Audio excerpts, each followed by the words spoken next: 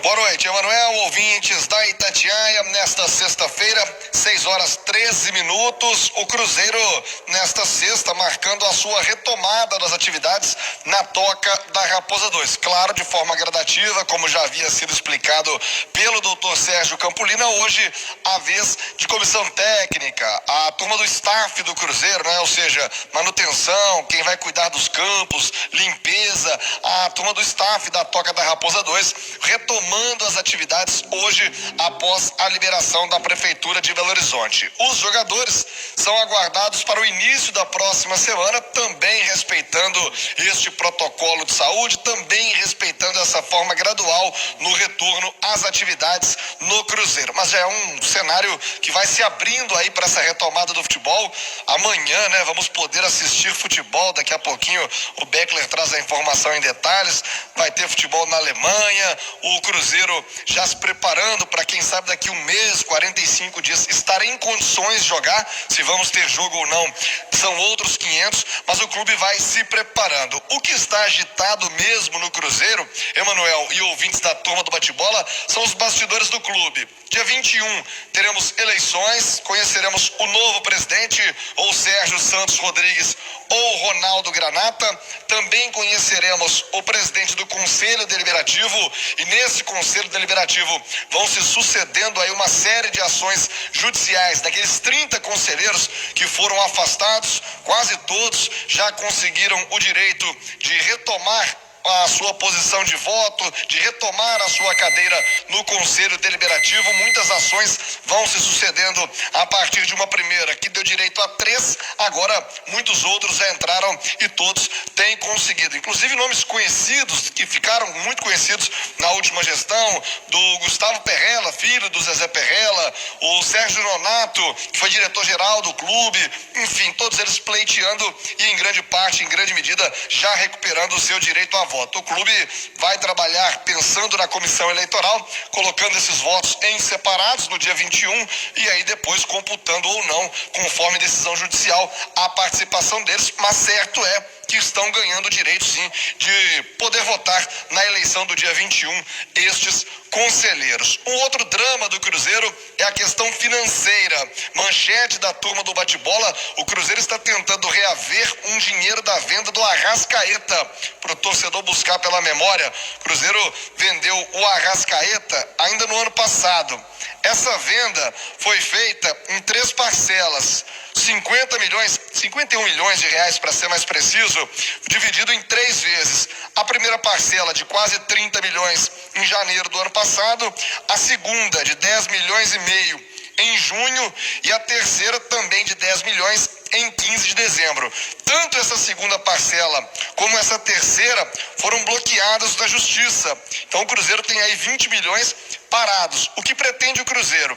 Essa segunda parcela de 15 de junho, ela foi bloqueada pela Fazenda Nacional por impostos não pagos, né? O Cruzeiro inadimplente com a Fazenda. Entendendo o Cruzeiro o momento de pandemia, a situação do país e vendo o dinheiro parado, o Cruzeiro tem 2 meses de salários atrasados e essa dívida na FIFA de 20 milhões para estourar no fim do mês. Tem 10 milhões parados na justiça, Emanuel. Nesse momento, vale todo tipo de engenharia financeira para tentar tirar a corda do pescoço, não, Emanuel? Muito difícil pegar dinheiro do governo nesse momento. Estou me lembrando aqui do caso do Bernard, que o dinheiro ficou bloqueado e o Atlético teve que botar a maior parte para pagar o Profut. Já pagou até adiantado, mas o dinheiro não voltou. Mas de qualquer maneira, Thiago, vale o esforço.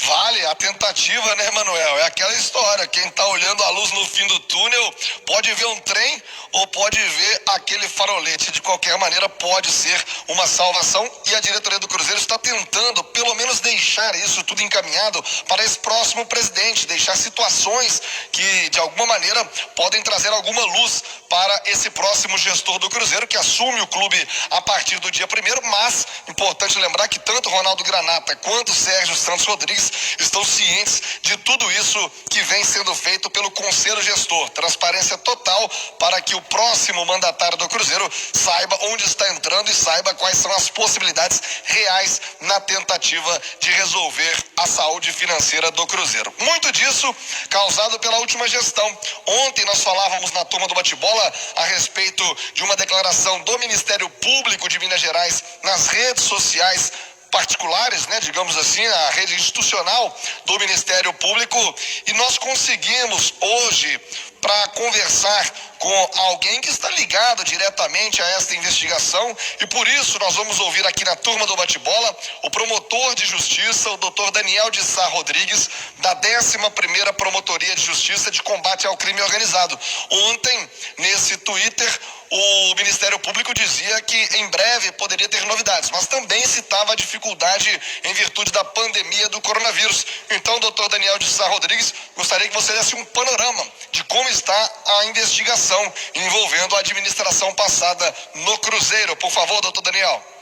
As investigações do caso envolvendo aí os ex-dirigentes do Cruzeiro estão sendo conduzidas num inquérito pela Polícia Civil, da Delegacia Especializada em Combate a Fraudes, e também por meio de um procedimento investigatório criminal instaurado no Ministério Público na 11ª Promotoria de Justiça de Belo Horizonte, de combate ao crime organizado.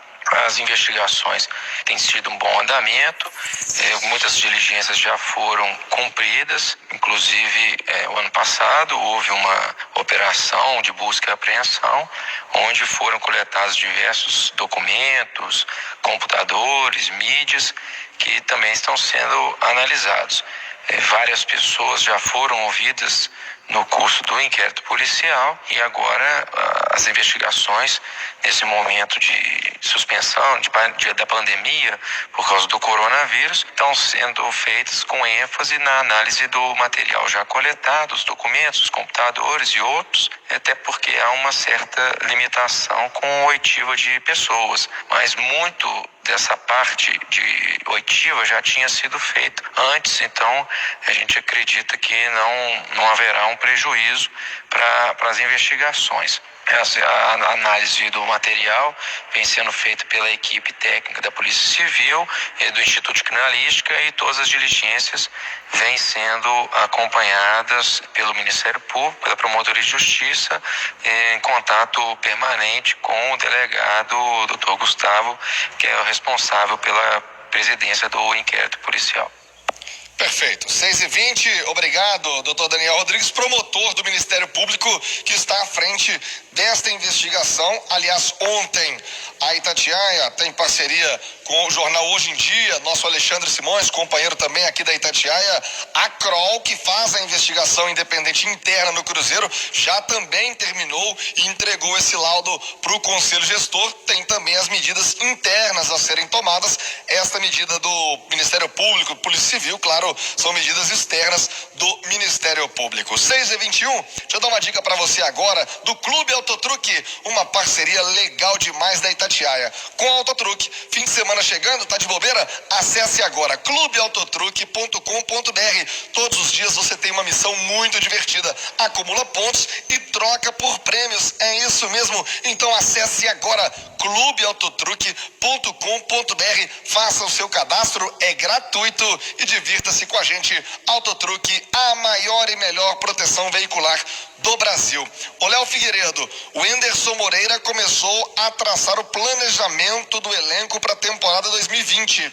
Hoje ele confirmou os atletas que vão participar, daqueles que vinham sendo utilizados das categorias de base, aqueles que permanecerão e os outros que voltarão então para o time sub-20. Vão ficar no time profissional do Cruzeiro: Jadson, o volante, o Pedro Bicalho, o meia Marco Antônio e o atacante Thiago.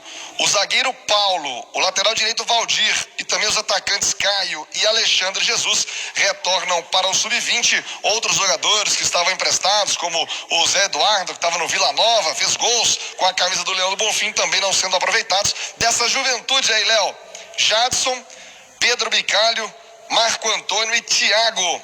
bons nomes pro Anderson Moreira aproveitar no restante da temporada? Boa noite, Léo. Boa noite, Thiago. São bons nomes, sim. Eu colocaria o Maurício junto com eles também, né? Porque o Maurício já participou antes deles, mas é o melhor de todos, é quem hoje já seria titular no Cruzeiro. Mas os volantes, o Pedro Bicalho e o Jadson, mostraram futebol com o Adilson Batista. O Thiago era a opção que o Cruzeiro tinha. Ele algumas vezes até pouco jogou, mas quando jogou até com o Marcelo Moreno. E acho que essa é a grande saída para o Cruzeiro, é a grande saída para o futebol brasileiro, mas principalmente para o Cruzeiro. Num momento financeiro muito complicado, você tem que apostar, saber apostar e saber valorizar a sua base. Então não é só subir os garotos, é saber como aproveitá-los. E com o Anderson Moreira, com um trabalho mais sólido, mais inteligente, eu acredito que esses garotos possam render muito mais do que renderam no início do ano com o Adilson. Agora, Thiago, eu notei aqui uns pitaquinhos enquanto você passava o noticiário do Cruzeiro. E quando você citou as ações na justiça dos 30 conselheiros excluídos, né, que estão conseguindo o direito a voto e que vão votar de forma separada, Thiago, na última eleição do Cruzeiro em 2017, o Wagner Pires foi eleito com 235 votos. O Sérgio Santos Rodrigues teve 200 votos. Uma diferença de 35 votos. Imagine se o Cruzeiro faz agora a sua eleição, dá uma diferença de menos de 30 votos, e aí tem ação na justiça de conselheiro que foi excluído, vai ter que computar. Ô, Thiago, o Cruzeiro não tem um dia de paz, pô. Qual que foi a parcial aí, a final dos votos da eleição de 2017? 235 pro Wagner, 200 pro Sérgio Santos Rodrigues. Essa daí é a receita do diabo mesmo, né? Não, mas imagina, cara, olha só. Então, olha, o Cruzeiro parece que não tem um dia de paz. Tomara que a eleição transcorra bem, que não tenha que se recorrer a isso, mas é impressionante, né? Não estou torcendo por nenhum candidato, mas estou torcendo para alguém ganhar com uma margem maior para o Cruzeiro não ter problema, viu, Thiago? E parece que internamente também o clube não está tão dividido como estava na eleição passada, né? Até me informa aqui o número certinho de 235 a 197 nessa parcial. De todo jeito, muito embolado, próximo, né, Léo Figueiredo? Muito embolado, muita coisa pode acontecer. Parece, né, que esse ano não temos a eleição polarizada como foi no ano passado, ataques de todos os lados, tudo aquilo que nós vimos, agora parece que vai caminhar com uma certa naturalidade, com uma tranquilidade até o dia 21. Pelo menos é o que se espera para o bem do Cruzeiro, porque todo mundo viu o resultado da eleição passada da forma como foi. Ô, Léo, ainda sobre as opções do Anderson Moreira, fica muito claro quando ele joga o Valdir, que era a única opção para a lateral direita do Cruzeiro, além do Edilson, aquilo que nós já vínhamos batendo aqui na Itatiaia com o Samuel Venâncio, há semanas atrás, da busca do Cruzeiro, a busca importantíssima do Cruzeiro para a lateral direita, né? É uma carência, antes poderia ser uma carência de opinião, agora não, é uma carência física mesmo. O Cruzeiro não tem um lateral reserva para o Edilson. O nome do Daniel Guedes segue forte, aquele jovem revelado no Santos. O Anderson, quando participou aqui na Itatiaia do programa Bastidores, com o João Vitor Xavier, com o Cadu Doné, já dizia que conversou pessoalmente com o Daniel Guedes, mas que tem outros nomes na lista. Quer dizer, eu acho que às vezes a gente fala no futebol em carência, mas nesse caso a lateral direita do Cruzeiro e também a esquerda, o Anderson reforçou, mas na esquerda ainda tem os nomes. Pode não agradar, mas tem nome. Na direita nem isso tem, né, Léo? Precisa de um substituto e o ideal é que fosse alguém para disputar a posição com o Edilson. Quando surgiu o nome do Daniel Guedes, você trouxe aqui, eu acho que é uma boa aposta, porque é um lateral diferente do Edilson. O Daniel Guedes no Santos, né, que é onde eu me recordo mais dele, um lateral muito ofensivo, veloz, um cara com uma boa condução de bola, já não ia tão bem na parte defensiva. Parte da torcida do Santos pegava muito no pé do Sampaoli, que não colocava muito o Daniel Guedes, e a torcida do Santos queria que o Daniel Guedes jogasse. Não seria uma alternativa diferente, mais jovem do que o Edilson e com características diferentes. De uma maneira ou de outra vai ter que contratar. O ideal é se conseguir achar um jogador mais jovem, que tenha facilidade para vir e que tenha características diferentes, né? Não vai buscar outro veterano para disputar a posição com o Edilson. É isso, 6h27, Emanuel, o fim de semana do Cruzeiro vai ser marcado pela volta de jogadores, né? Alguns que já estavam fora de Belo Horizonte, o Maurício mesmo, que o Léo citou ainda há pouco, estava em São Paulo, e os jogadores retornando a Belo Horizonte, porque a partir da próxima semana o Cruzeiro recomeça a sua temporada ou inicia a sua intertemporada em meio a esta pandemia, retomando as atividades de forma segura e gradual na Toca da Raposa 2, Emanuel. Ironias do destino. O Cruzeiro tem um baita lateral direito, contratado, veio, deu certo e está emprestado ao Grêmio porto-alegrense. Resta lembrar, ele vai voltar provavelmente para disputar a Série A com o Cruzeiro, mas até o fim do ano ele está emprestado ao Grêmio. E lá ele não conseguiu ainda a titularidade. Não é titular ainda do time do Renato Gaúcho.